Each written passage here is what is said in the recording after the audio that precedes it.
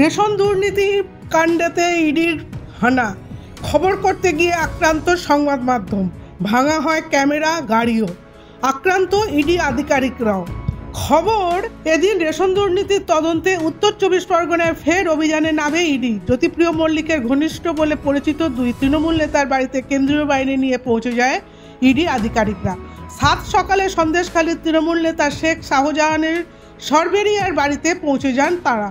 শেখ শাহজাহান উত্তর 24 পরগনা জেলা পরিষদের মৎস্য ও প্রাণী সম্পদ কর্মাধ্যক্ষের পাশাপাশি সন্দেশখালী 1-এর ব্লক সভাপতি। ইডি আধিকারিকরা পৌঁছানোর সঙ্গে সঙ্গেই শেখ শাহজাহানের বাড়ির সামনে তার অনুগামীরা বিক্ষোভ দেখাতে শুরু করে। না জানিয়েই কেন ইডির হানা প্রশ্ন তুলে বিক্ষোভ দেখান তারা। ইডি আধিকারিকদের ওপর চড়াও হন তৃণমূল নেতার অনুগামীরা।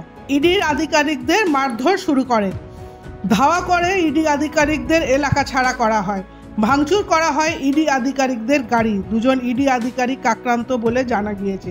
আক্রান্ত সংবাদ মাধ্যমও, ভাঙা হয় তাদের ক্যামেরা, গাড়ি। পরে আমরা যখন হেঁটে আসছি, আমরা টিমে 8 জন ছিলাম, 8 জন আছে বাসে আসছি, কোনো যোগাযোগ নেই, কোনো যোগাযোগই নেই। ব্যুরো রিপোর্ট, সূত্রকার সংবাদ।